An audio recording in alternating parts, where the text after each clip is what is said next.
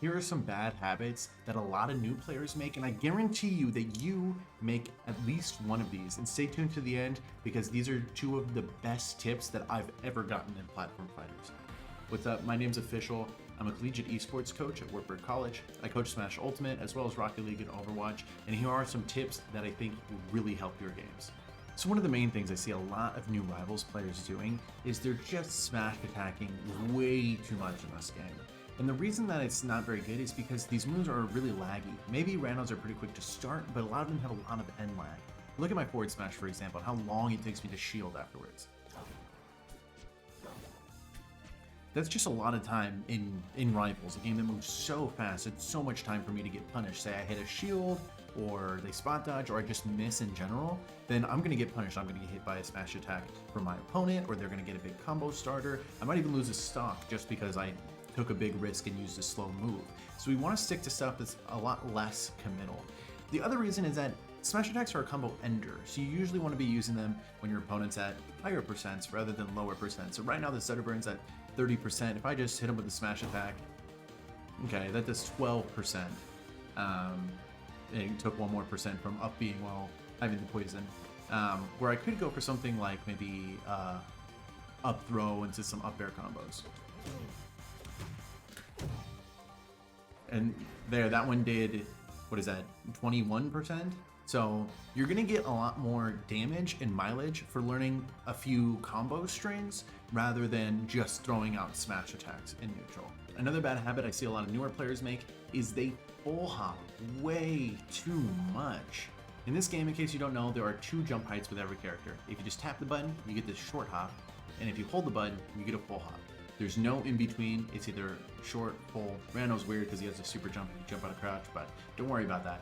The bad habit that I see so many people make is that they're full hopping around, and it's very, very predictable. It leaves you in kind of a steady trajectory, easy to predict, and it's easy to react to as well, because once I'm looming over and I'm going to try to say I want to land with an attack, they have all that time to run away, to shield, to do anything. Where if I short hop and I land with an attack, they don't really have time to react to this. This is so much faster.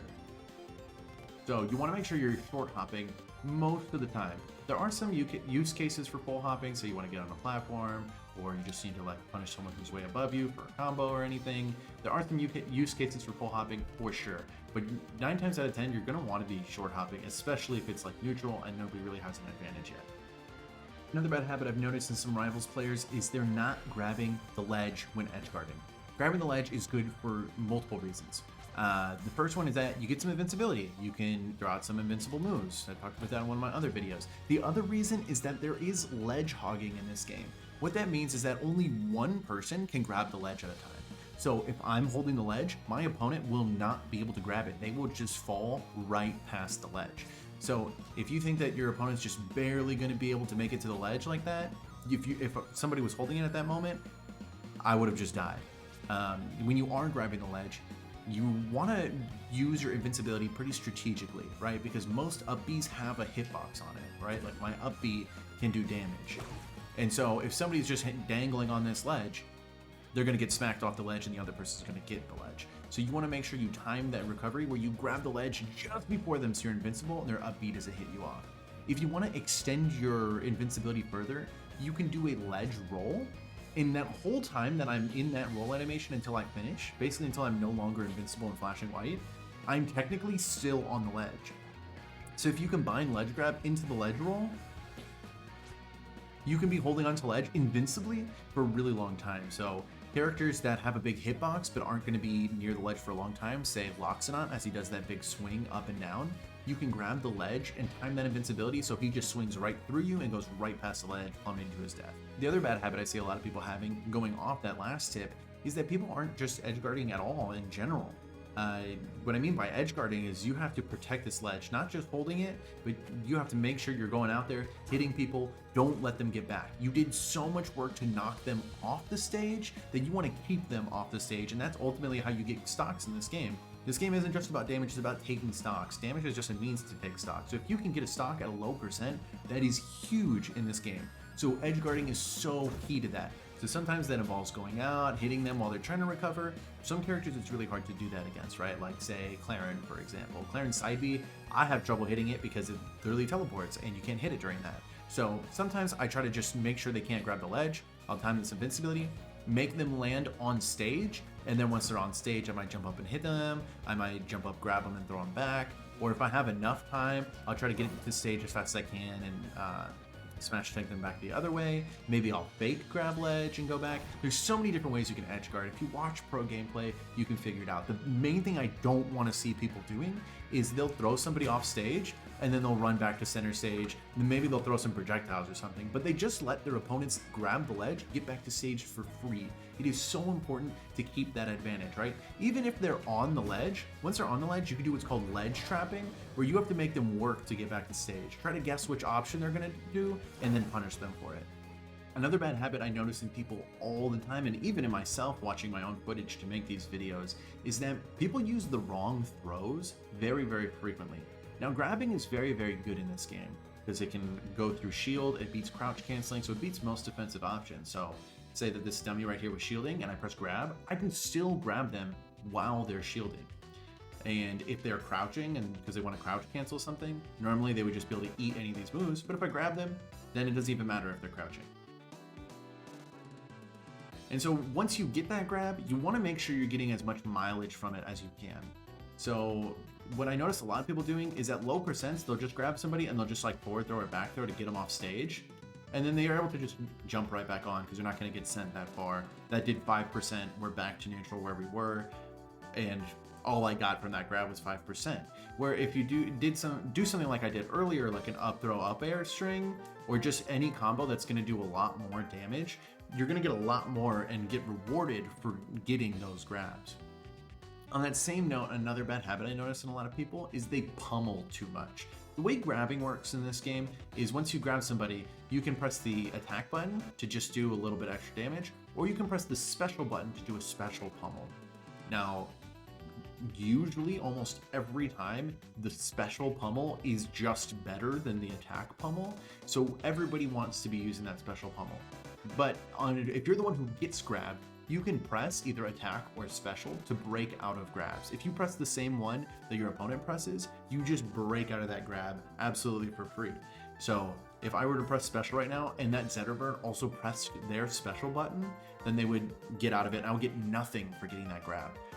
I noticed that people just will always special pummel as soon as they grab because they want to get whatever that good reward is. Like in this case, 4 poison dots and a few percent for Rano. Zetterburn would set people on fire, etc. There's a lot of good things that come from special pummel, but when you become too predictable and you do it every time, your opponents will catch on and they'll just start mashing B as soon as they get grabbed. So instead of just getting a grab and then it gets completely broken and you get nothing off of it, it is usually going to be a lot better to just throw them and forego the whatever special ability you get for pummeling them. Just take the grab, take the damage that comes with it, take the positioning that comes with it. It's going to be better than trying to pummel way too much. People stand still way too much in this game. I notice that people will land an attack and then they'll just stand there and wait to see what their opponent does, and then they'll go back and try to hit them. In this game, movement reigns supreme. Movement is so important. You can dash dance, you can just move so fast with wave dashes, ledge dashes, everything in this game, shield drops. There's so many movement options to just move around like crazy in this game. You always want to be moving. If I was playing against that Zetterburn and I'm just doing this right in this range where they can't quite hit me, they're scared that at any moment and any of these forward dashes, I'm just going to run in and hit them at that time. So they're going to be scared. They're going to be sitting in shield. Even if my opponent's way in the air, if they're too high for me to combo, I'm still going to want to be dash dancing or at least moving, maybe jumping and just doing empty hops. There's something that at least seems threatening where I'm just outside that like burst zone where I could double jump and hit them. But if I'm not going to do it, I still want to at least threaten it rather than just standing still. You threaten no options when you're standing still and you're going to be very predictable. So make sure you're always moving, even if your opponent's too far away to really get close to them to hit them. I've run into so many players that have a really bad habit of using ledge special and special get up way too much. So in Rivals 2, they added a new mechanic where if you press attack, you'll just do a normal ledge attack that's completely invincible. If you press the special button, you do a special get up attack, similar to special pummel.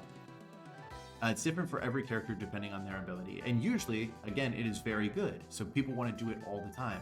But there are so many ways to beat it. One way to beat it is to just shield it, and then you can punish it however you want. Also, if I go frame by frame here, and I do special get up, you'll notice that my invincibility runs out before my attack even comes out. So I'm invincible. I don't think that the hitboxes are out right now on Rano, because I've gotten hit so many times in this position where I'm no longer invincible, and I think now the attack is active on Rano. And on a lot of characters, you won't be invincible before that hitbox comes out, or they can just shield it because it's very predictable. And even after I do it, look how long it takes me to shield afterwards. It's a pretty long time. I can just get hit for anything there. So you want to make sure you're doing it sparingly. And on that same note, you can also do a special get up. If you press attack, you can do a fully invincible get up. Every character has a special get up as well. Like, I'm partially invincible, but I can easily get punished for that. Now, there are good use cases. I get to put a bubble down. Zetterburn would get to put fire on the ground, etc. So it is very good, but make sure you're not doing it every time, because you just don't want to be predictable. And on a similar note to that one, people are just not teching in this game. When you get knocked down like this, you will be flat on your back. Now, it is a fast-paced game. I understand that you might not react to getting hit and put in this knockdown situation right away every time, especially if you're new to platform fighters. But you want to make sure you start getting used to it, because once you're knocked down, you have very predictable options. I mean, you can attack in place, you can just normal stand up, you do that special get up from earlier, you can roll to a side. All of those are very kind of reactable, punishable options. So you can just avoid all that, where if I were to make this Zetterburn, they'll make him hit me with a move that knocks down. Oops. You can press the shield button to do what's called a tech, an invincible get up in place. And you can also press it left or right to do an invincible tech roll.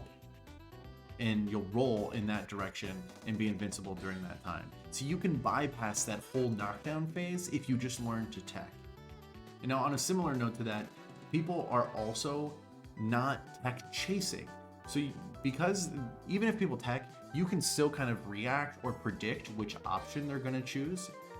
So for for example, his down throw, and most characters' down throws will force a tech situation. See how he's forced to tech somewhere there?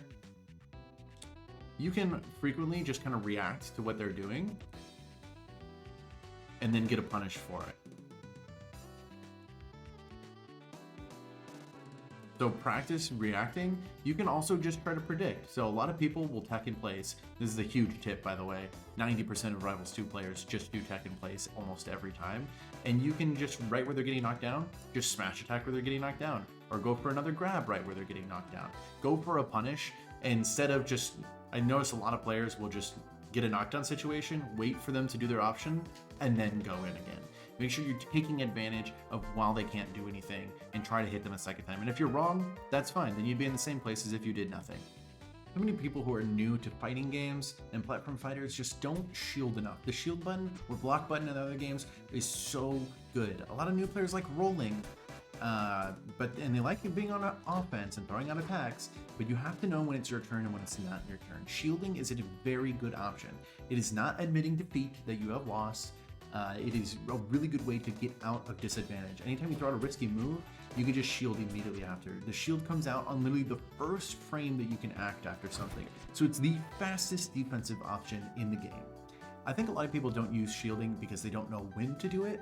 A good rule of thumb is to shield when you see an opponent throwing out a very laggy move, or a big aerial, or something that you can probably grab and punish. Or honestly, just when you're scared, if you think they're going to grab, then you want to roll. But if they're not going to grab, shielding will block everything else, because grabs go right through shields. I'm planning on doing another video in the future that goes over all defensive options, and I'll talk about shielding more in depth. But as a rule of thumb, you want to shield when you need a fast defensive option or to punish a really big laggy option.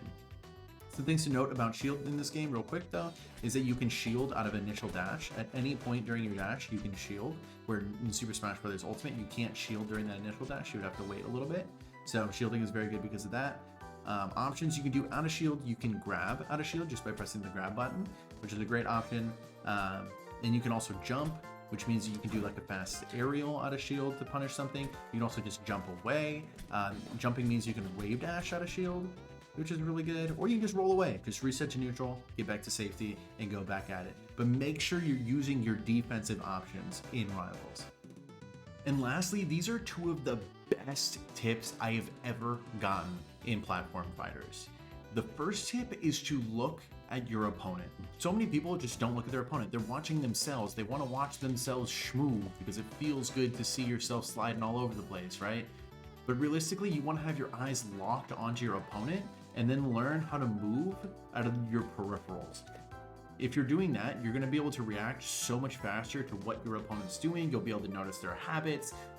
Way more of your moves just are going to land because you're looking at your opponent rather than yourself, and you're not going to get caught off guard.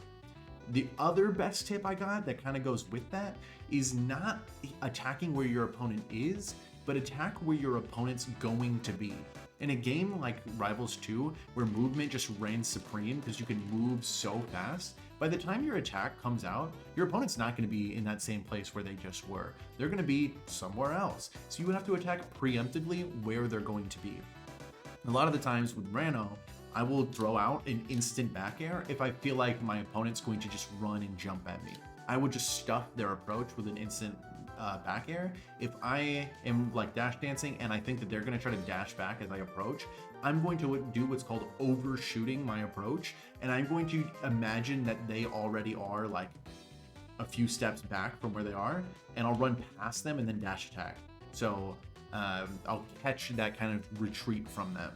So make sure you're attacking where your opponent is going to be and not just currently where they are. I hope you found this video helpful. I hope you identified some of the bad habits that you might have and learned some things along the way. I'm really trying to grow this channel out. I'm pretty new to content creation, so subscription would go a long way, as well as a like on the video, and comment down below. Let me know what I can do better. Would you like to see some ideas for future videos? I really want to grow the scene. I think this game's awesome. I want it to be big, and I want to just provide content for it. So thanks for watching, and have a good one.